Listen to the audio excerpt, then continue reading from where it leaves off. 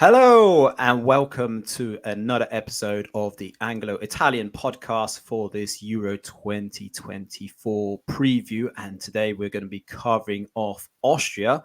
And I'm glad to say that I'm joined by Austrian expert Anna Konovalova. Anna, how are you doing this evening? And more importantly, how are you feeling about the upcoming Euros? So thank you for inviting me. Hello, everyone. And this is hopefully going to be a nice conversation tonight because there is a lot to cover with Austria.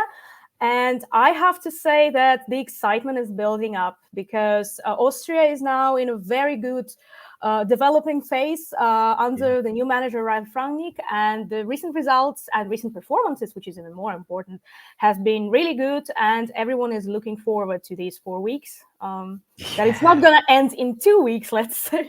Well, this is it. But I have to say, whilst we start this off, I feel like Austria are kind of the underdogs so far, but I think they're going to progress quite far in this tournament. Like, I feel like with the way that they've developed under Ralf Rangnick, they've got the potential to push on. And, I think that's been alluded by the fact that the form of late for Austria has been really strong. And, the performances in particular, you can see there's a confidence within that group of players. So, what I was surprised at when I was doing my research as well is only the fourth time that Austria has qualified for a Euros tournament.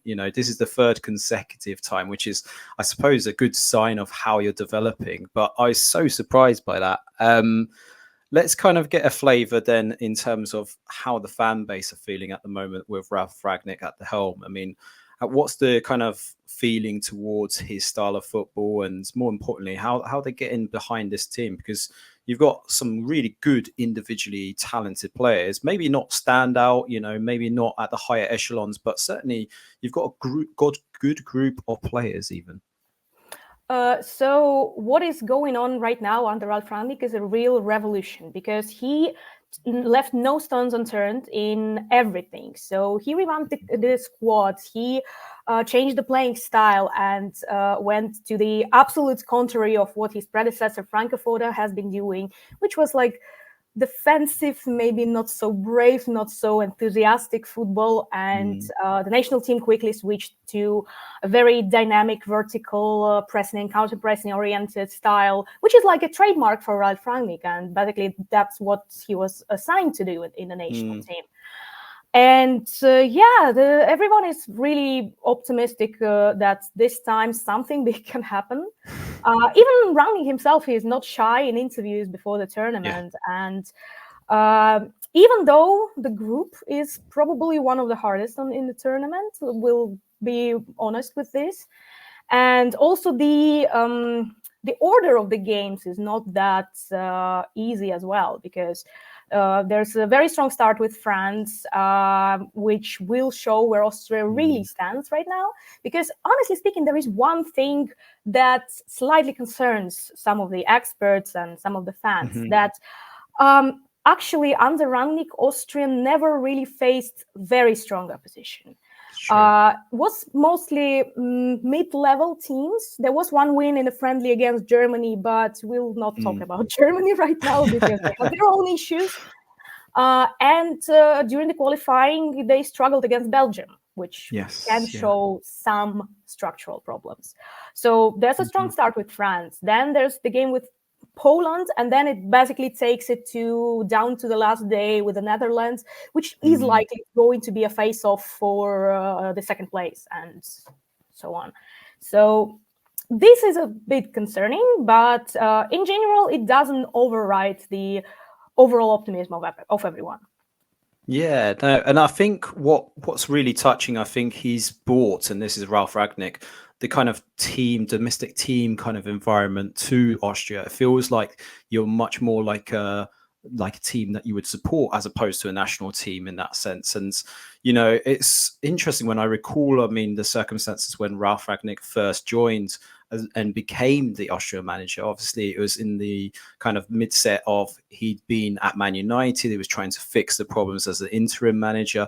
And not a lot of people thought he would go into international management that soon, given his previous kind of history. It's been mainly domestic clubs, and mainly in Germany in that respect. So it was an interesting transition for him. But I mean, looking at his kind of results, it's been, as you say, it hasn't been maybe the big teams in that respect. However, he's got some good series of results, and it took him a while, right? So because he was trying to embed a philosophy, change the style of football as well in particular, but you seem to be a lot more fluid. That's the thing that I'm kind of getting at the moment when I've been watching a bit of the highlights from Austria. And if anything, like it's sort of developed to the point now that you seem to have a lot more confidence. Do you think that that is definitely the kind of philosophy that he's trying to evoke with these players at the moment? Absolutely. And when he came in, actually in Austria, it was seen as a massive coup because no one expected actually Rangnick to come down to the small Austrian national team after being at Man United or being in talks with other huge clubs after that. But it was actually a project that made absolute sense because Rangnick was the mastermind behind the whole Red Bull football system, how it looks right now. So Salzburg, Leipzig, and both of those teams have very distinguishable characteristics. They have a very clear football philosophy, which is vertically streamlined. And this is why, for example, players from Salzburg come to Leipzig and adapt like very quickly because they know it all. And he was the creator of this concept of this philosophy.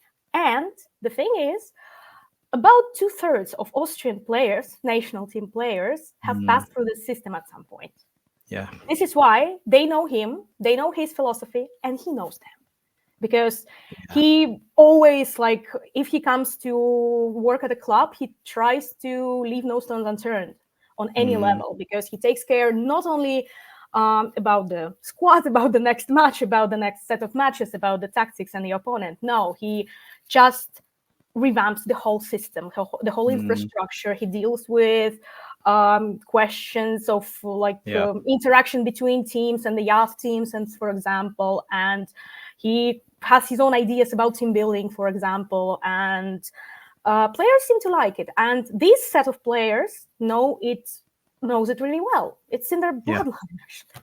Yeah, exactly. And that was certainly something that I read, was actually when the players go into that environment, they feel at home, they feel a bit more relaxed. And I think that that's the real element that I feel at international stage. If you can get that right, then you get the right camaraderie and you get the players playing for you. So it feels like Ralf Rangnick is getting that right. And if we kind of move on to the players, I suppose, thinking about your squad right now, do you think he's got the right blend of players and personnel to kind of adapt to the different systems that he wants to deploy at the Euros?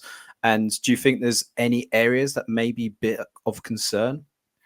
So I would say mostly yes. So Austria has several injury concerns, like not injury concerns, but the injury absences in the squad. The biggest one being obviously David Alaba, but he will still be present as a non-playing captain in the as a part of staff. So that's also what we're talking about, like this camaraderie and the sense of like the team needs his captain together. Anyway. Or, for example, Xaverschlager, or the goalkeeping situation is not that optimistic because actually Alexander Schlager, which is not related to Xaverschlager, actually, he was supposed to be number one at the Euros, probably like with 80% of probability, but now it has to be probably Patrick Pence. And so this is one of the areas which is slightly concerning, even though Pence had a great season in Denmark. And in general, I always rated him really high. And there was a moment when I massively campaigned for him to actually be in a national team, but it only started happening under Rangnick, properly. And also, I would say the situation between center-backs could be slightly concerning because Rangnick doesn't have a fixed center-back pair. It's between Danso, Wöber, sometimes Lienhardt. Now Leo Querfeld has big chances to get some playing time at the Euros because he's absolutely brilliant. And his season at Rapid was one of the best things that happened to Rapid this season. But those are the only concerns I would name because midfield, they will be doing fine even without Xaverschlager, who was an essential part of the qualifying campaign. But there is Flog really will be doing just fine. in attack, everything is smooth and running, and even like with Marko Arnautovic also already reaching his zenith and probably having his last dance at this tournament. Yeah. There is Mickey Gregorich, who's had a fantastic season, for example, to cover him up. And so, yeah, this group of players is well balanced. There is a lot of young people who are willing to take responsibility. For example, Nicholas Zaiwald or Christoph Baumgartner. I say he's going to be like one of the biggest revelations of this tournament. Like, I'm expecting him to have a massive role, and everyone on Twitter going crazy about him. So, yeah, there is a good mix of experienced players like Marko Arnautovic yet again, or Alaba, who's not going to be playing, but he will be in the dressing room in crucial moments. So this seems to be like a well-balanced national team right now. That's good to hear. And I suppose it moves us nicely to kind of talk about those ones to look out for. So you did mention a few of them. Nicholas Zaiwald is one of the ones I put down. Konrad Laimer, obviously, for what he's done at Bayern Munich as well. Michael Gregorich, who has done really well for Freiburg as well. From a Italian Serie A perspective, I've been very happy or very pleasing to see Stefan Posch. I think he's had a fantastic season for Bologna, and he always seems to pop up with goals or assists, and he's been kind of marauding down that side. And, you know, it almost feels like he was almost like a David Alaba replacement in that position, although David Alaba is now kind of more central these days. But yeah, certainly from my point of view, it's kind of like a nice blend of players. But outside of that, is there anyone else that we should maybe keep an eye out of? Or, like you said, there is some interesting players that you expect to do well at this tournament, right? We haven't mentioned Marcel Sabitzer, who's going to be the star of this team. Absolutely. Because he basically almost single-handedly carried Dortmund to the Champions League final, which is absolutely ridiculous with how Dortmund's season in the Bundesliga went. But still, miracles happen. And in the absence of Alaba on the pitch, with Marko Arnautovic probably not getting 90 minutes every match and so on, Sabitzer will be the one to take responsibility and to be the catalyst of the whole process in the team. Especially that he has an interesting role under Rangnick, because at Dortmund he plays centrally, as we know.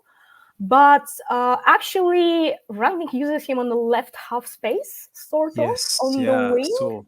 And this is a very interesting role that is opening up a lot of creative possibilities for Austria's attack. And his role will be massive at the tournament.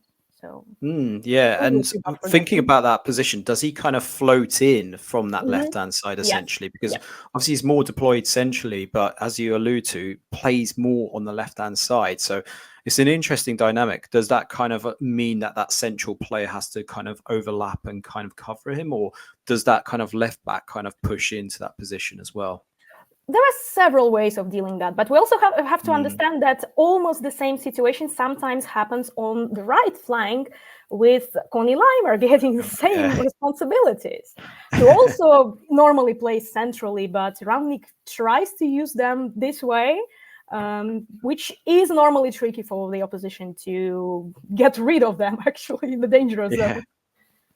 No, well, that's fascinating. I think we've pretty much covered off all of the key players for Austria. So I think, Anna, it just means we're going to have to talk about how far do you think you're actually going to go? Because, like I say, I actually do fancy this Austria team, more importantly, to actually progress out of this group, but potentially cause an upset at some stage. You know, I think I don't want to call them the dark horses, because I think that's a bit unfair on them. I think they're actually better than dark horses, because I think they will actually cause a threat in this group in particular. And I did see one of you previously with one of our friends, Ryan Hubbard. You know, it seems like the Dutch aren't feeling too confident ahead of their campaign as well. So, I mean, let's talk about the group stage first. Obviously, it's going to be quite tough. I know even against Poland, we'll probably play for pride more than inevitably against the match with Austria. However, it still seems like there's going to be some fascinating matchups, because also the French don't seem confident ahead of this campaign as well, right? Yeah, that's actually one of the things that gives some optimism about this group stage, because as I've already mentioned, the group itself on paper looks terrible from the Austrian perspective. And it's like one of the worst combination of teams you can get. But then again, on paper, and I am seeing that none of the opponent teams are going into the tournament with confidence, which Austria does. And but yeah, as I mentioned at the beginning, the order of the games is not really optimal because it's like a big one more relaxed, and then like a massive one. So you can't get any confidence until the last match day. Yeah. But I think like second place is could be realistic in this group. But yeah, anything can happen. Like the game against France will show where Austria stands and where France stands as well, because everyone expects them to win the group, but everything can go wrong at any moment. Exactly. And so progression from second place, I would say it's like the minimal expectation here. But from there, it can go anywhere, absolutely. Because, well, yeah, even last time when Austria wasn't so confident, there were clear problems with the playing style. There were clear miscommunication with the manager. And there were even rumors at the last tournament that like a group of players were working on the tactics for the games, and like in spite of what the manager said. And surprisingly, it worked somehow because they progressed. They played a fantastic match against Italy, which was decided in the very last moments. And if Marko Arnautovic's goal wasn't ruled out, who knows what happened? Would have happened. But with this tournament, it's really hard to predict because then again, we can be very optimistic. Like Austria has 6 wins in a row, I think, coming into this. So we speak before the Switzerland game, obviously. Yeah. But then there can be a catastrophe on the first day, absolutely, because they never played against strong teams, or at least in games that matter. And some shaky knees can happen. Yeah, sure. But hopefully, it's not going to be the scenario. Just thinking about that, do you think Ralf Rangnick will probably take a cautious approach, or do you think he will stick to the philosophy that he has been playing so far with this Austrian team? It depends a little bit on maybe how the Switzerland friendly goes, because this week we've had this friendly against Serbia. And there were some defensive miscommunications at some points, which could make Rangnick slightly cautious, because that could fire back in the wrong moment. But eventually, he's not a manager who tries a cautious approach when not absolutely needed for some reason. So I would expect still some active game with some attempt to take leadership over what's going on the pitch. Be fascinating. But the one other point that I forgot to mention earlier was Austria have been very good at set pieces, and when it comes to tournaments, set pieces could be the big thing to unlock against the bigger sides in particular. And when it's a one-off match, this is where it could be really decided on. So potentially it could be a mastermind job from Ralf Rangnick on the set piece making, and that could be the difference between those matches. So Anna, all I can say is I bid you good luck in those games. Obviously not against Poland, hopefully, but my thoughts on how we're going to finish. But before I kind of let you go, where can people find your work, and more importantly, about you as well? So I'm quite active on Twitter, or X as we have it. Yeah. So my handle is Fußball Anna there, and you can follow me there. You can follow my adventures of going to random fifth tier games in Tyrol or something, for example. Because actually the club I support plays in the 5th Tyrol League. So it's nice. Quite fun. Yeah, you can find me on Twitter, I guess. Beautiful. Well, fingers crossed for Austria. And if you progress further, hopefully we'll have you back to talk us more through Austria. Sure. I will be happy. Lovely. Fantastic. Well, thank you very much. And we'll see you soon.